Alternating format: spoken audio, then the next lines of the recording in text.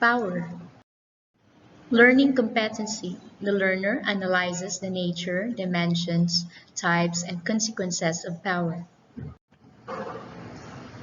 Power, in its broadest sense, is the ability to achieve a desired outcome, sometimes seen as the power to do something. This includes everything from the ability to keep oneself alive to the ability of government to promote economic growth. The key word there is the power to do something good or bad, something different. In politics, however, power is usually thought of as a relationship, that is, as the ability to influence the behavior of others in a manner not of their choosing.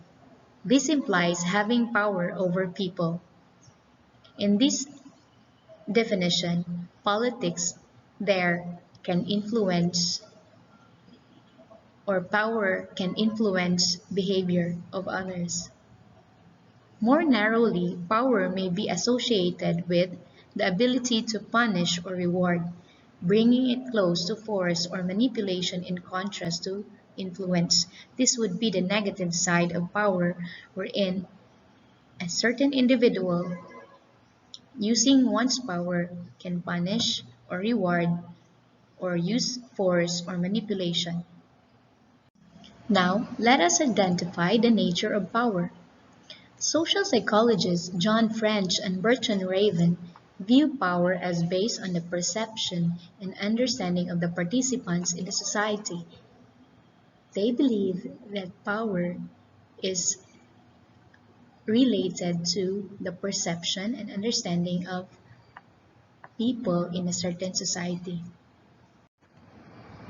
Example, in this picture, the man shouts to another person. Power can be identified as to several bases of power. 1. Coercive power. It is based on a person's ability to compel other people through threats. So the picture previously relates or describes the concept of coercive power using threats or intimidation. Second, reward power is based on ability to give rewards and benefits. Example, a certain official may or give rewards to his or her subordinates. Could be in the form of money or praise or recognition. Third, expert power. It relies position on the knowledge and skills of the individual. This person has this unique skills and knowledge to perform a certain action. Example, an engineer has this skill or power to create a plan. Okay, while teacher has the power to direct his or her students. Legitimate power is based on person's position, role, duties in a group. This person has this legitimate power or a legal power to govern one's country or state. Example, at home, the legitimate authority to govern that sibling is your father and your mother because they have their duty to protect their child and care their child. How about in your community or in your purok? Your barangay captain, your president, has the legitimate power to govern one's community. Referent power. It is based on an individual's personality and ability to attract followers. This person has this charm. They are famous. They are celebrities. They entertain to attract followers.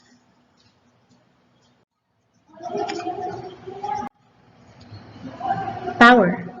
How much control over valued resources can influence another?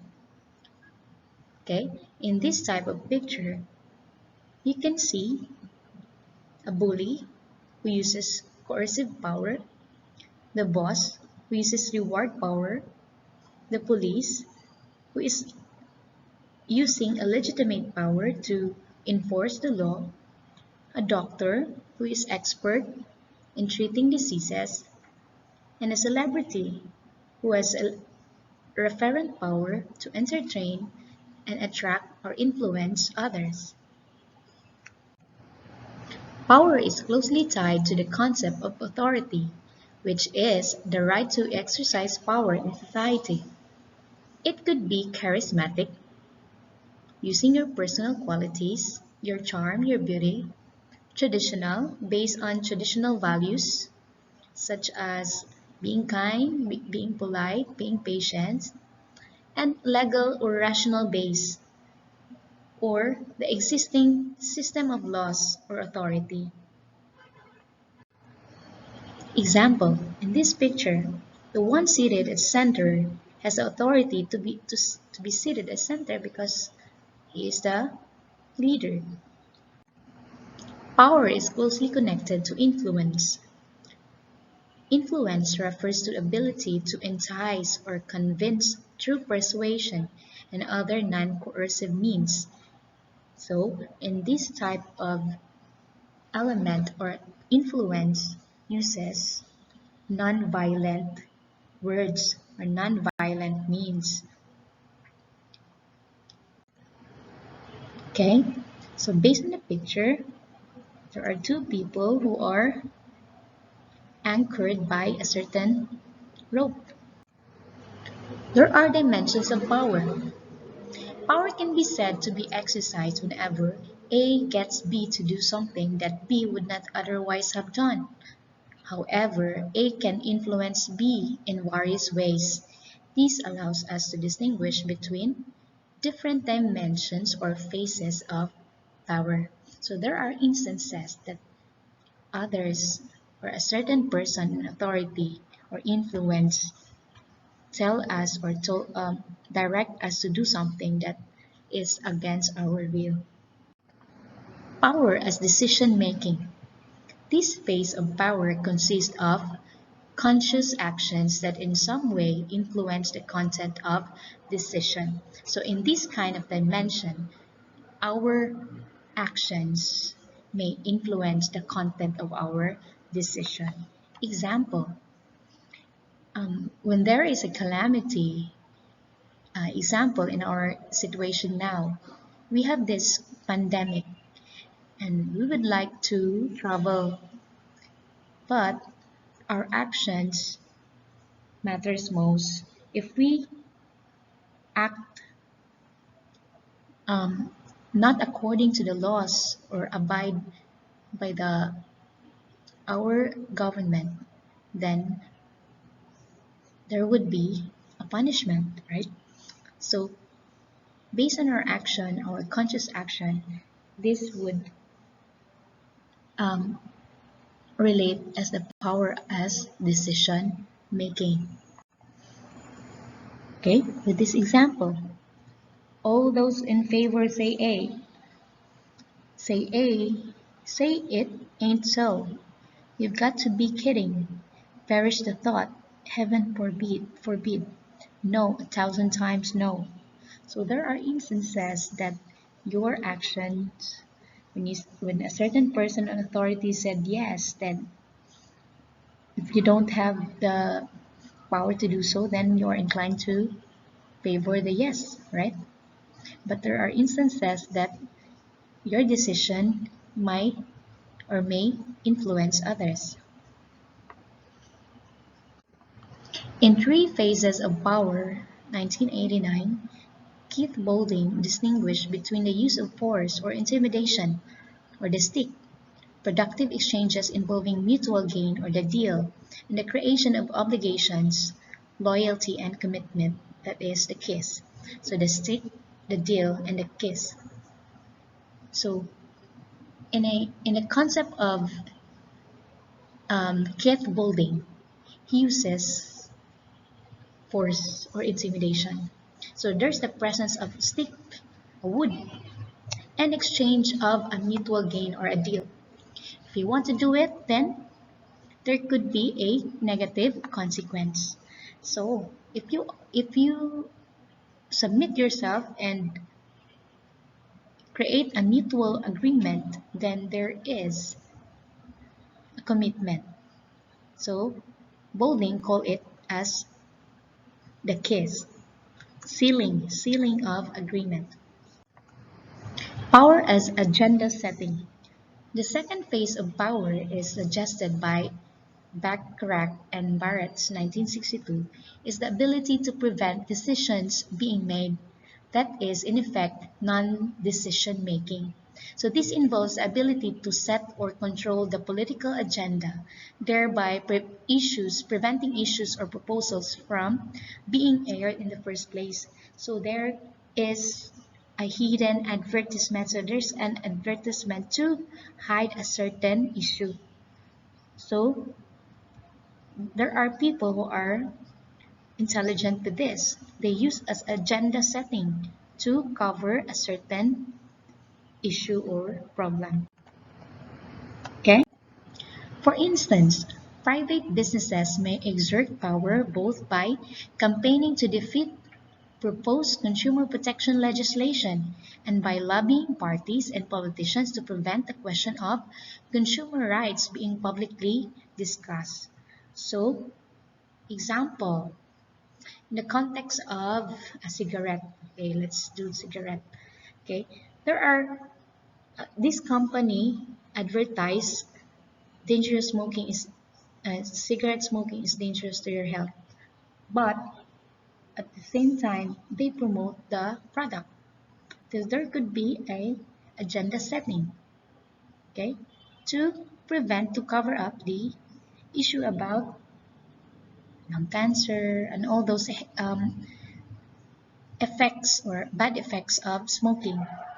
What else in the concept of politics?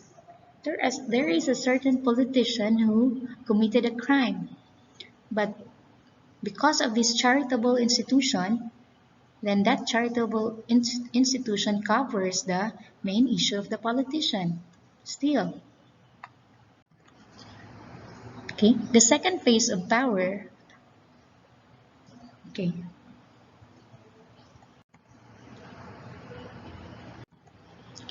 power as thought control. The third phase of power is the ability to influence another by shaping what he or she thinks, wants, or needs. This power is expressed as ideological indoctrination or psychological control. This is what Luke's 2004 called the radical view of power, and it overlaps with the notion of soft power. So in this type of or phase of power or dimension of power, it is thought control. So a certain person motivates or influence you using the mind. Okay?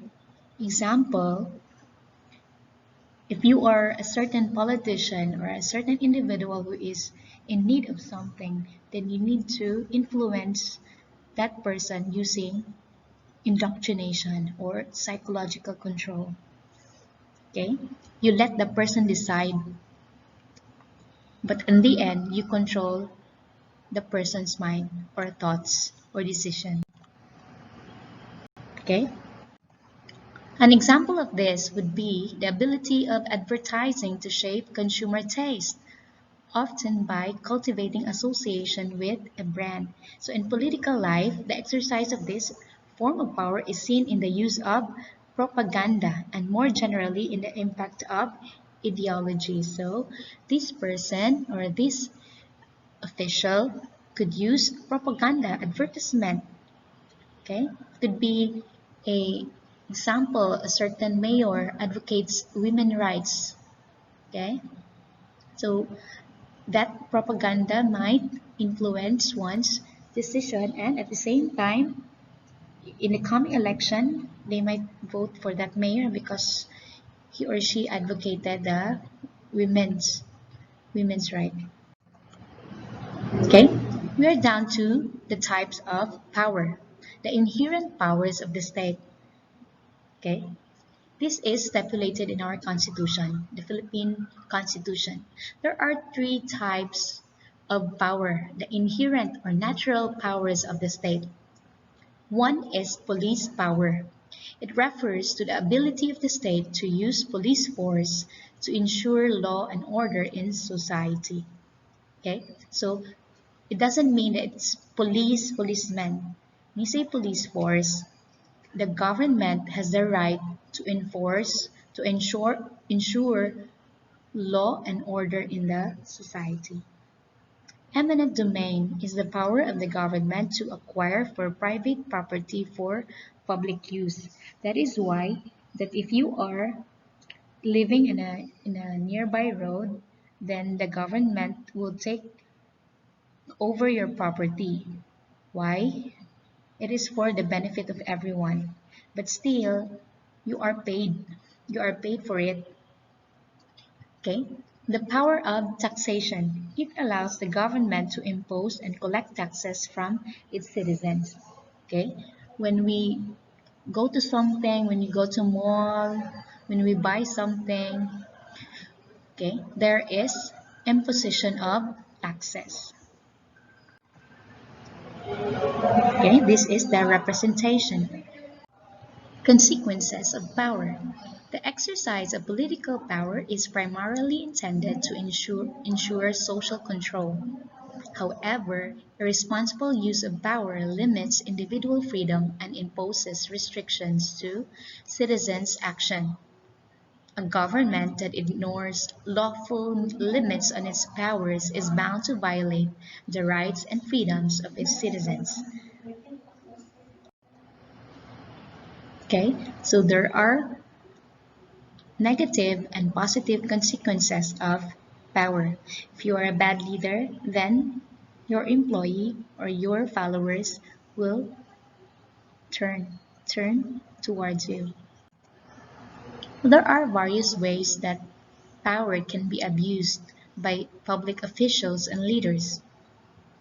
First, abuse of authority. It refers to the use of authorized power for illegal acts or stepping beyond the bounds of authorized action. Example, the use of excessive force by police in arresting a suspect may be considered as abuse of authority. So the person doing arresting a suspect without proper paper is an abuse of authority. Stepping beyond the bounds or stepping beyond the protocol or the rules of his or her duty. There are various ways that power can be abused. Second, abuse of discretion. It is the willful disregard of the rules or proper procedure. Public officials ignore protocols or procedures in hiring employees or procuring materials. Example, a certain individual has this uncle in a government position.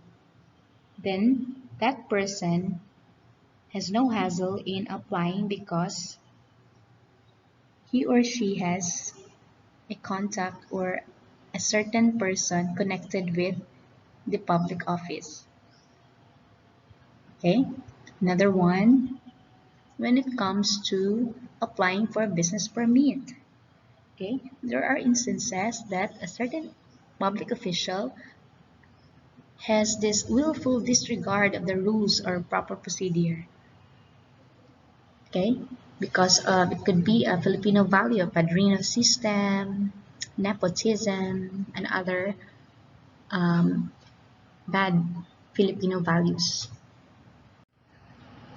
Okay, and corruption is present because of this kind of abuses. There are various ways that power can be abused by public officials. The third one is abuse of power. It pertains to misconduct in office, where an official performs unlawful actions while in office. Example, corruption, the use of authority or influence for private interest. Graft, the use of public funds for personal gain. For example, a certain Mayor X hosted a event that is for his or employees, but the funds that are used or the purpose that are used is for recreation, but not on the program per se. What else? Abuse of power. The use of authority or influence for private interest. The use of one's authority or position to take over a certain project at the same time. There's no liquidation, there's no transparency. Still, there is abuse of power. Where you can address case on abuse of power among officials. Then, if you are hired soon in a public office, then you can report them to the Office of the Ombudsman. They investigate cases on alleged abuses by public officials. Another one, Sandigan Bayan. They hear and decide cases involving graft and corruption and abuse of power by public officials. So it's a court intended for public officials, the Sandigan Bayan, where you can address case on abuse of power among officials. Commission on Human Rights empowered to investigate cases of violation of civil and political rights and look into cases of police and military abuse, extrajudicial killings, enforced disappearances, or those illegal abduction of individual to a certain state or organization, and abuse of prisoners or persons held in jails. Okay. Commission and audit also are tasked of reviewing expenditures of government offices and agencies to ensure public funds are used properly. So you need to, as a public official, if you are a public official soon, you need to be transparent and also be wise in decision making, especially in disbursing public funds. Okay, that ends my talk. Thank you.